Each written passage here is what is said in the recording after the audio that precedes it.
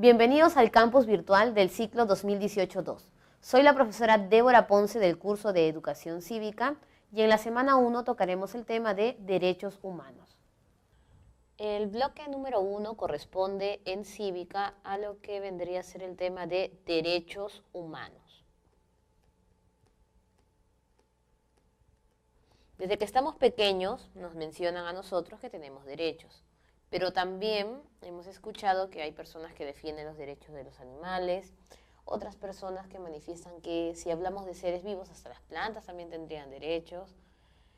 Pero lo que nos puede generar confusión es qué cosa es un derecho humano en sí y por qué las personas que estudian para ser abogados estudian la carrera de derecho. Entonces, para iniciar el tema, pasaríamos a definir el concepto de derecho. El derecho se puede entender de dos maneras, como una facultad o también como una profesión. Cuando hablamos de facultad nos referimos a la facultad que tiene el ser humano. Por lo tanto, animales o plantas no poseen derechos. Si podríamos poner un ejemplo, ¿no? En el caso de los perritos, por ejemplo, que hayan mordido al vecino y tendríamos nosotros que defender el derecho del perrito, tendría que ir a juicio el perrito con su abogado. Y sabemos nosotros que ese animal no va a poder defenderse. Entonces, los animales y las plantas no son sujetos que se van a abandonar, sino son sujetos de protección en el cual el ser humano otorga los documentos y la legalidad para protegerlos. Es por eso que siempre que hablamos de animales decimos ley de protección animal y no hablamos de los derechos del animal. Aunque por allí muchas personas todavía debaten esta situación. Y en el caso de la profesión, hablamos de la carrera profesional vinculada a las leyes. Las personas que van a ser abogados estudian leyes. ¿Y por qué lo relacionamos con el derecho? Siempre ha habido un debate entre la relación que existe del derecho y una ley.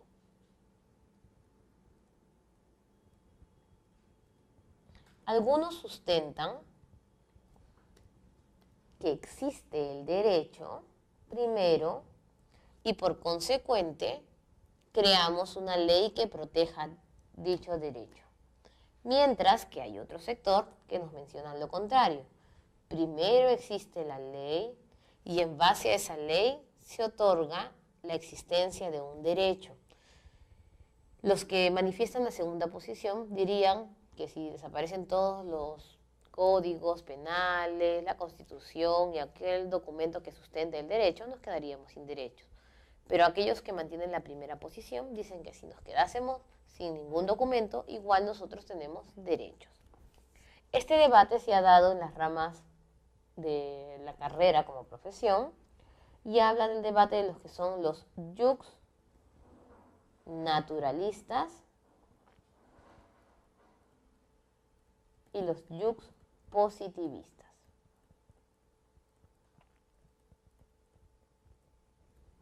Los positivistas son los que mantienen la posición de la importancia de la ley y los jus naturalistas la importancia del derecho. Entonces, hasta ahí estamos entendiendo esta situación. Fuera del debate de si está primero la ley o el derecho, sabemos que existe una relación entre derecho y ley. Por lo tanto, a las personas que estudian para abogados no está mal decir que están estudiando la carrera de derecho. ¿Por qué existe un derecho? Los derechos tienen la plenitud de lograr tres cosas en el ser humano.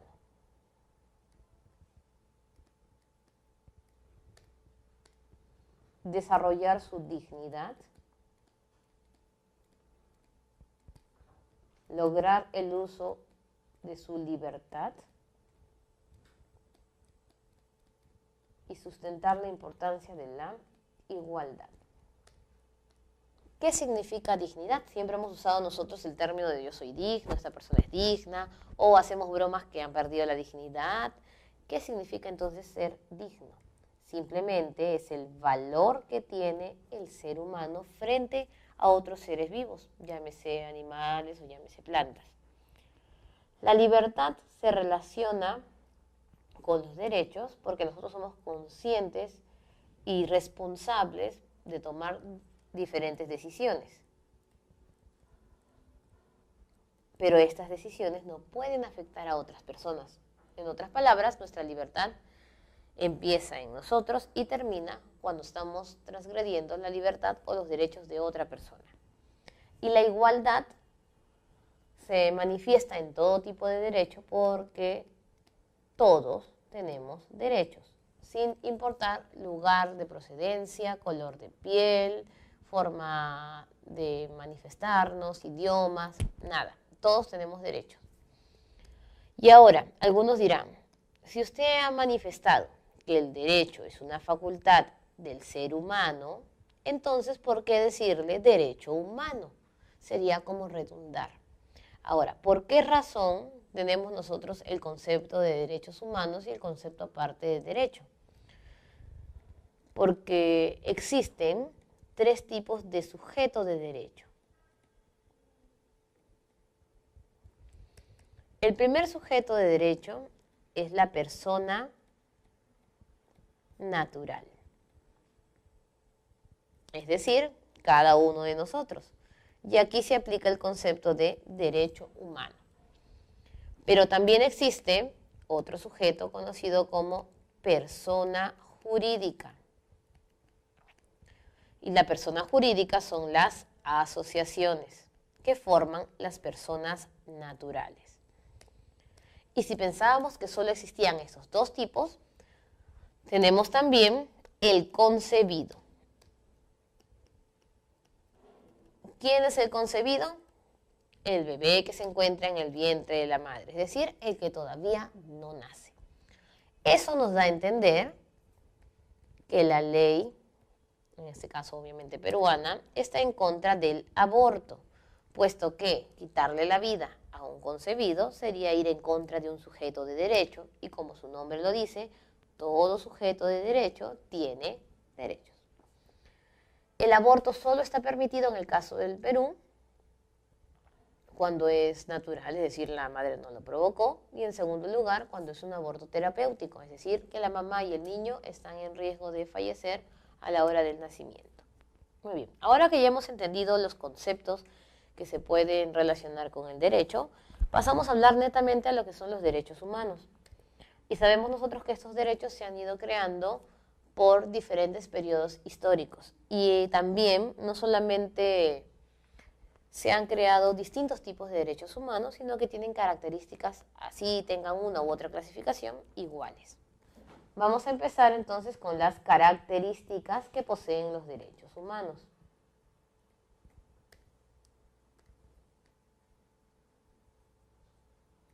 La primera característica es muy sencilla. Los derechos son inherentes. Y esta posición apoya más a los jus naturalistas que a los jus positivistas. Dice entonces que el derecho viene con todo ser humano, no necesita pedirlo. Y el Estado no se lo tiene que otorgar, no es como el DNI que tú tienes que acercarte al RENIEC y pedir tu DNI. No, aquí ni bien naces, o mejor dicho, desde antes de tu nacimiento, cuando eres concebido, ya posees tus derechos. Universales. Como bien habíamos manifestado al inicio, todo ser humano tiene derechos, sin excepción.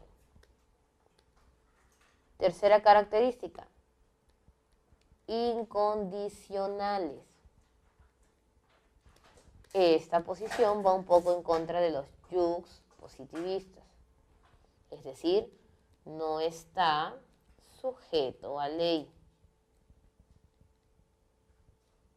Puede existir una ley de protección, pero el derecho en sí se mantiene con la inherencia del ser humano. Cuarta característica.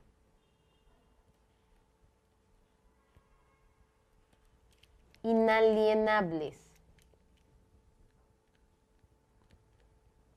Los derechos humanos no se pueden perder,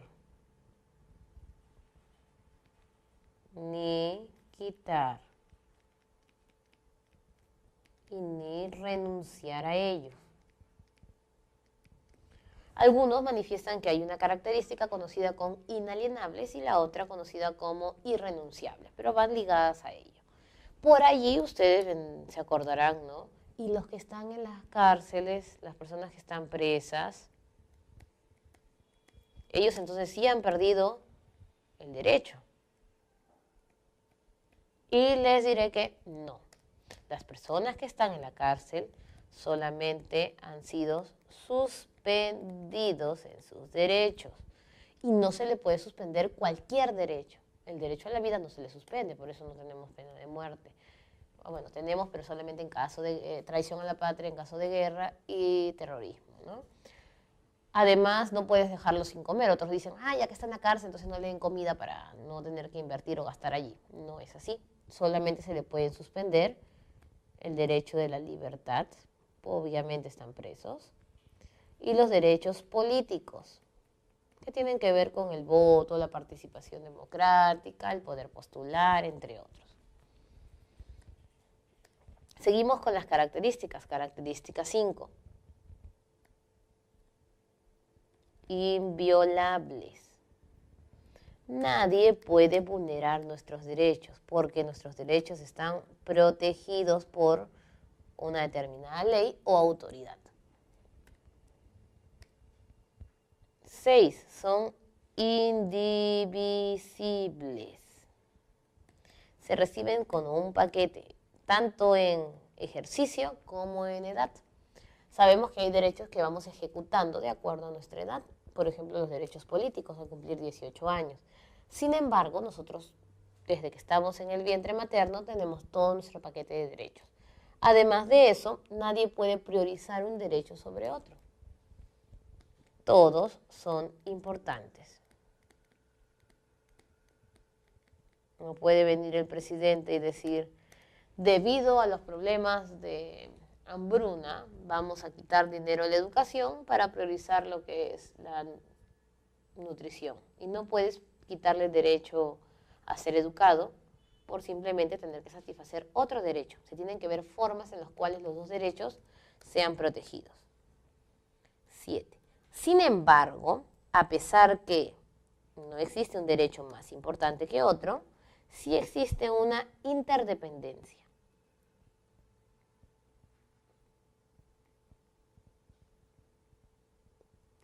¿Qué indica esta interdependencia? Que si bien uno no es más importante que otro, necesitas primero cubrir un derecho para poder cubrir otro derecho. Pongamos el ejemplo de un niño. El niño va al colegio.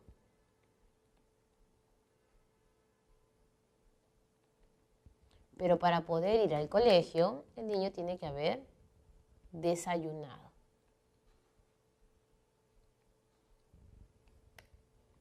La madre no puede decir que va a invertir más dinero en su educación y le va a restar a la parte de los que son los alimentos, porque estaría en contra de la indivisibilidad que tiene el derecho.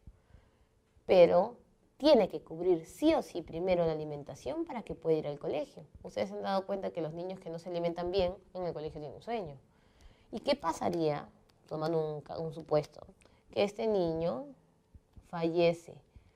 Existen otros derechos, pero el principal derecho es el de la vida. Si no tenemos el derecho a la vida, no podemos ni siquiera sustentar o hablar de los otros derechos. Y octava característica, imprescriptibles.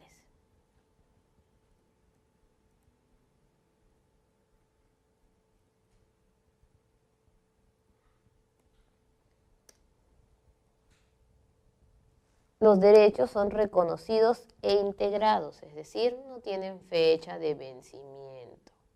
No vence. Y no me refiero solo al derecho, sino a la sanción cuando no se cumple un determinado derecho. Hubo un asesinato en 1950 y la persona está viva todavía.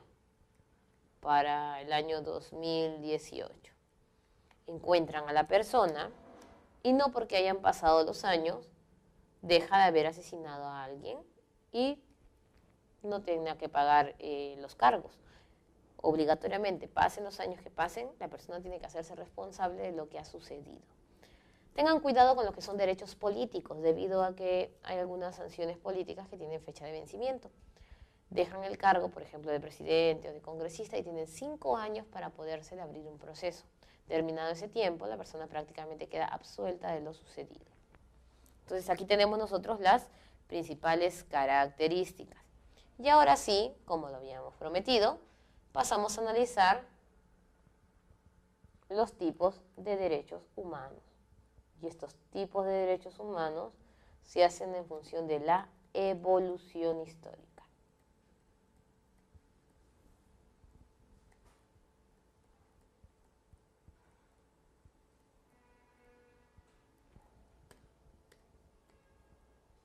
Según nuestra evolución histórica, tendríamos nosotros dividido los derechos en generaciones.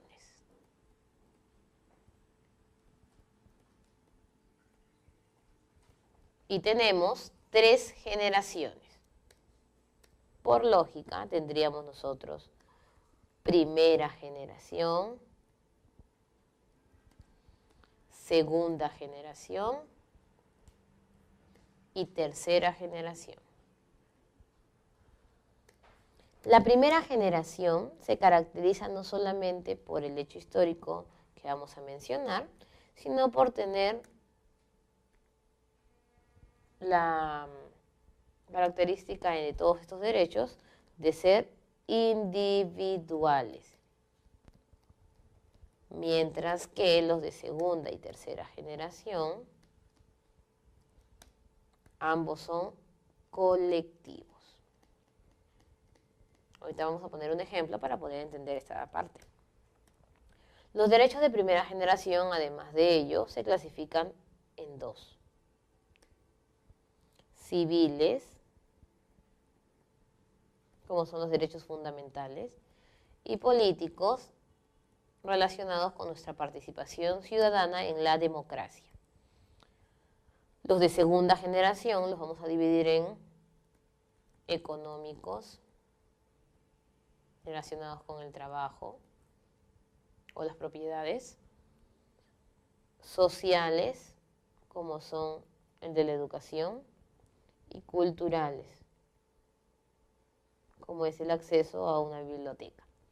Y los de tercera generación se les llama de los pueblos y de la solidaridad. ¿Por qué razón los de primera son individuales? Porque aquí estamos hablando, por ejemplo, del derecho a la vida.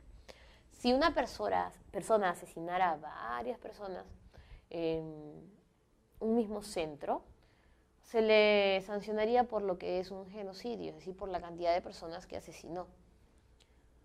Y cada persona suma una sanción mayor a la que si hubiera asesinado solamente a una persona. En cambio, para los que son derechos colectivos, no es necesario que todos los que requerimos de este derecho vayamos a pedir el derecho. Llámese una huelga, por ejemplo. Queremos que nos aumenten el sueldo a todos los médicos y no todos los médicos van a una huelga, solamente va un grupo reducido. Y este grupo reducido conquista el derecho. Por lo tanto, es colectivo, es para beneficio de todas las personas involucradas.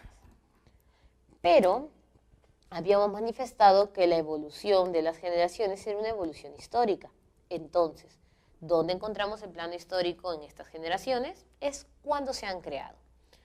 Los de primera generación, también llamados individuales, se crearon en el marco de la Revolución Francesa y la proclamación de los derechos del hombre y del ciudadano. Y también, posteriormente, en lo que es la Declaración de Estados Unidos, para la Declaración de los Derechos Americanos. En el caso de los colectivos de segunda generación, están vinculados siempre a una problemática de contenido comunitario. Por eso estos surgieron después de los conflictos sociales que nacen en el siglo XIX. posterior a lo que es la revolución industrial, que es el foco donde las personas se comienzan a dar cuenta de los derechos que se les estaba vulnerando. ¿Y por qué los de tercera generación se llaman de solidaridad y de los pueblos? Debido a que surgen después de las guerras mundiales. Y estos derechos van en función de cuidar el medio ambiente, de la libre determinación de los pueblos y de evitar conflictos entre países. Por allí sabemos nosotros que existe una declaración de los derechos de los pueblos en Argel y también una declaración universal de los derechos del pueblo para todo el mundo, ¿no es cierto? Pero podríamos hablar aquí de algo muy importante, que es el derecho internacional humanitario.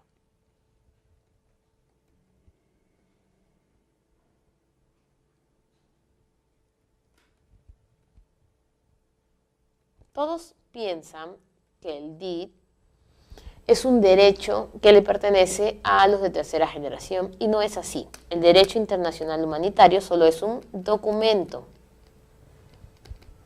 que entra en vigencia cuando no se respetan los derechos de tercera generación y tenemos un conflicto armado o guerra. Este derecho internacional humanitario hace la guerra más humana, es decir, se prohíbe algunos tipos de armas como los que se utilizaron en la Segunda Guerra Mundial. También se obliga a que lleven los cuerpos que obviamente han surgido dentro de este combate al pueblo originario donde son los soldados que han fallecido. Y estaríamos hablando de que está prohibido obviamente el rematar a una persona, ¿no? A veces para asegurarse lanzan infinidad de balas hacia un mismo cuerpo. Nosotros no podemos ver que se cumple específicamente en una guerra, pero al terminar una guerra, cuando se imprime lo que es el tratado, se verifica en base a este derecho internacional humanitario si se cumplieron o no los estándares que manifiesta la ONU. Entonces, allí ya estamos viendo nosotros lo que vendría a ser la clasificación histórica de los derechos humanos. Esos derechos aparecen en la Constitución, ordenados con otras terminologías como personalísimos, libertad, seguridad, participación y debido proceso, pero son prácticamente los mismos, ampliando las funciones de nuestros mandatarios en el Perú. Y luego vamos a pasar a un cuadro importante, que es el de las libertades. Y este cuadro nos ayuda a nosotros a poder entender lo que son las garantías constitucionales. Las libertades tienen su antecedente, que vendrían a ser en este caso los derechos de igualdad. Y estas libertades también se van a dividir en grupos. Tenemos individuales, que más que todo se refieren a lo que es el tránsito. Tú puedes salir del país o ingresar cuando desees, a menos que tengas una orden que lo prohíba. Y si estás en un proceso judicial, también no es conveniente salir de viaje. Intelectuales. Los intelectuales se relacionan con lo que vendría a ser la difusión del pensamiento. Uno puede expresarse libremente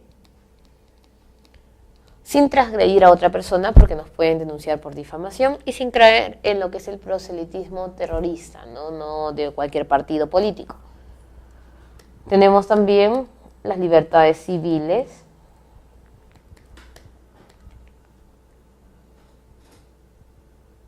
Estas libertades civiles se relacionan con lo que es la asociación de personas, es decir, puedes tener reuniones, puedes hacer fiestas, puedes formar una empresa, siempre y cuando teniendo el cuidado de lo que son las ordenanzas municipales de cada distrito. Y el otro punto sería lo que es la inviolabilidad del domicilio.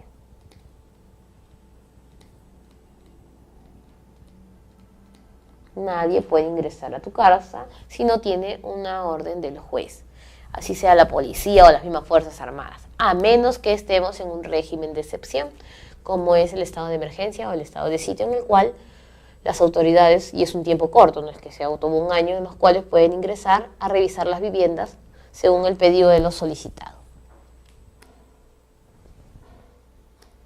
Tenemos luego como cuarto conjunto de libertades las espirituales. En el caso de las espirituales tenemos nosotros lo que es ejercer una determinada religión. Tú puedes tener las religiones que desees. Las únicas que generalmente prohíben tener varias religiones es nuestra misma religión. Y también tienes todo derecho a poder decirle a los demás tu credo y poder hasta tocar las puertas y manifestarle a las personas lo que tú crees. Lo que no puedes hacer es obligarlas a creer lo mismo que tú. Tenemos las económicas.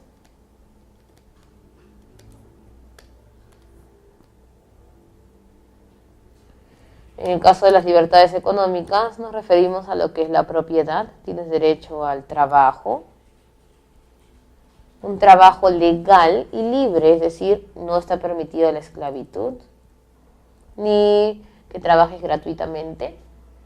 Entonces, no puedes trabajar también bajo ofertas que tú no hayas aceptado y puedes hacer cualquier trabajo que sea legal. En el caso de la prostitución, muchos preguntan si hay legalidad y como sabemos existen algunas personas que se dedican a ese oficio y sí son legalizadas por el Estado porque hasta tienen un carnet de permiso.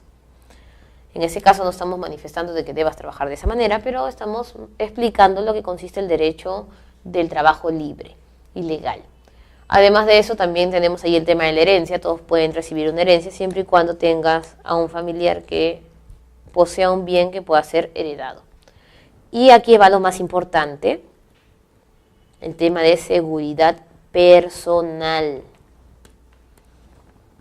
Este es importantísimo para entender lo que son las garantías constitucionales. Y además es un tema que preguntan bastante también.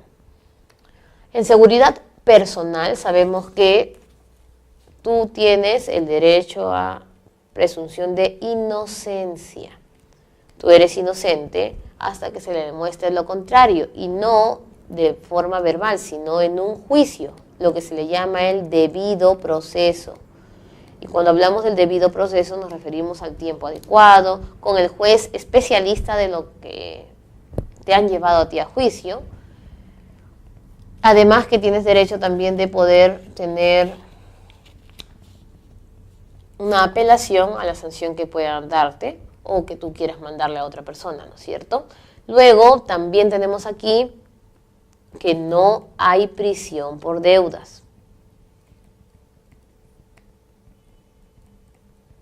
Los inquilinos que no pagan por 3 meses en una habitación, o aquellas personas que compran celulares y no pagan, con el tiempo van a ir en FOCOR, en el caso de las compras, pero posteriormente va a desaparecer porque hay un banco que quiere comprar la deuda y las personas se han acostumbrado a eso porque no hay una prisión.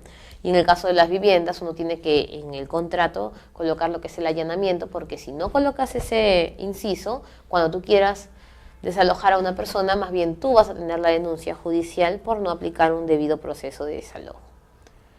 Además, nadie puede quedar incomunicado, a menos que sea por orden de juez y sustento, y eso que los presos todavía tienen una cabina telefónica y los visitan.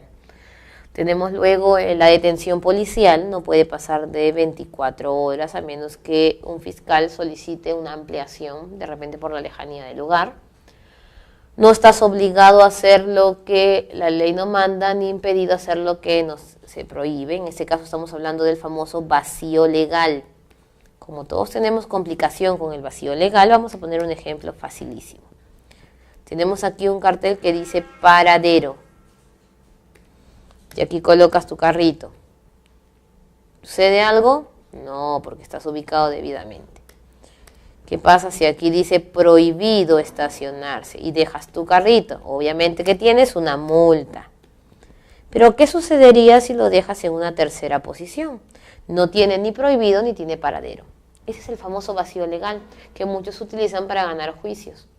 Y también la ley manifiesta que lo que no se señala por escrito o no está en un determinado código, no se le puede corroborar como si fuera un delito. Sin embargo, no se puede dejar de administrar justicia por ese vacío legal. Y con el tema de la detención, ¿quién detiene? Detiene la Policía Nacional del Perú. Pero ¿qué sucedería si la policía no está? Está facultado todo ciudadano para hacer el famoso arresto ciudadano, que no es en realidad lo que hace el policía de detener en la comisaría. Cualquier persona puede encontrar a un sujeto en flagrante delito. Flagrante delito, es decir, lo encuentras robando, lo encuentras con el botín del robo, aunque ya no esté en el lugar, o no han pasado 24 horas y lo reconoces. ¿Y qué vas a hacer tú? Vas a coger a la persona culpable y la va a llevar a la comisaría. Pero tienes que tener mucho cuidado, no puedes demorar mucho en este proceso, porque la persona que está detenida contigo puede aducir que lo está secuestrando, como imagínense puede pasar, ¿no? Ciudadano se llama también serenazgo. Serenazgo no es policía, es un ciudadano, pero entre lo que es el arresto ciudadano son los que más rango poseen. Y en este caso, ¿qué haríamos nosotros si acudimos al Poder Judicial y no nos hacen caso con un tema delicado, o de repente creemos que no es un tema tan grande para llevarlo al Poder Judicial? Podemos recurrir entonces a las garantías constitucionales.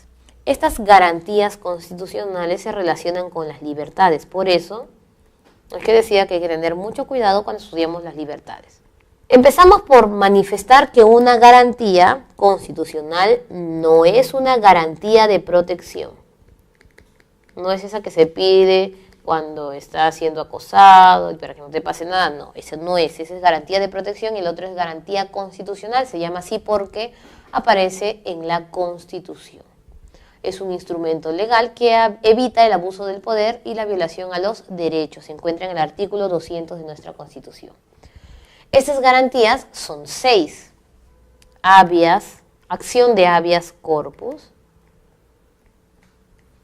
acción de habeas data,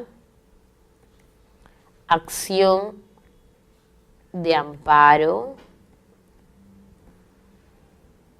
acción de cumplimiento, acción popular y acción de inconstitucionalidad. La primera diferencia que presentan las garantías es que todas las garantías constitucionales, todas las garantías se piden en el Poder Judicial. Pero la garantía de inconstitucionalidad, se pide en el Tribunal Constitucional. En primera instancia vas al Poder Judicial, luego vas en segunda instancia y cuando ya no resuelve nada aquí, en las anteriores sí puedes ir al tribunal, pero en última instancia. En cambio la de inconstitucionalidad va de frente al tribunal. La única que no va a pasar al tribunal es la acción popular. Esta solo se queda en el Poder Judicial. Nada más. ¿Y cuándo las vas a pedir? ¿Por qué decíamos que relacionáramos las garantías con las libertades? Porque el habeas corpus se pide cuando se vulnera la libertad individual, es decir, la primera, y con nexos como son la seguridad personal. Ya lo vemos allí. ¿Y cuándo vamos a pedir acción de amparo? Cuando el tema es colectivo, como en el caso de civil, intelectual, económicos, que tienen que ver obviamente con los derechos sociales, económicos y culturales. ¿Cuándo voy a pedir habeas data? Data viene de información, es cuando me niegan información, como las copias de un contrato que yo he hecho, pido información a una entidad del Estado sobre mis tarifas de pago o algo y no me los quieren dar, ya esa es acción de habeas data.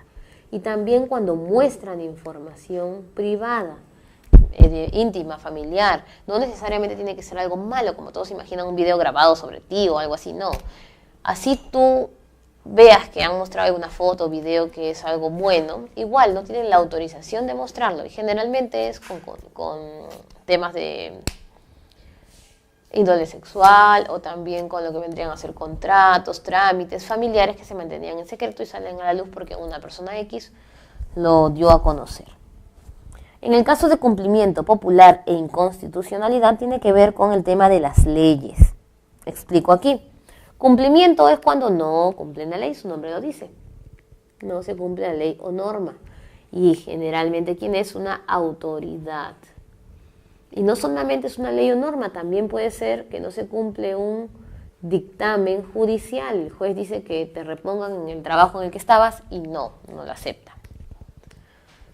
El tema más difícil de entender viene entre lo que es la acción popular y de inconstitucionalidad. ¿Por qué? Porque ambas, el problema no está en la autoridad que no cumple la ley, sino está en la misma ley o norma. Vas a pedir acción de inconstitucionalidad cuando te refieres a una ley o norma con rango de ley.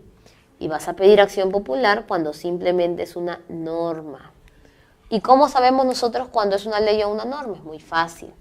Leyes son todo lo que derive del Congreso, como tratados, resoluciones legislativas, leyes ordinarias, leyes orgánicas, todo eso tiene que ver con leyes que más adelante lo vamos a estudiar tranquilo. Y también lo que dice decretos, pero no cualquier decreto, sino lo que es decreto legislativo y decreto de urgencia. Además, ingresa como ley las ordenanzas municipales, las normas regionales con carácter de ley. Y lo demás, lo que son resoluciones simples o decretos supremos, por más que tenga una palabra así importante, son simplemente normas. Y lo vas a derogar con acción popular. Y para terminar toda esta parte, tenemos nosotros el tema de lo que vendrían a ser los derechos del niño, la Convención de los Derechos del Niño. Empezamos entendiendo quién es un niño. Un niño, biológicamente, estaríamos hablando hasta los 10 u 11 años. Pero en forma legal,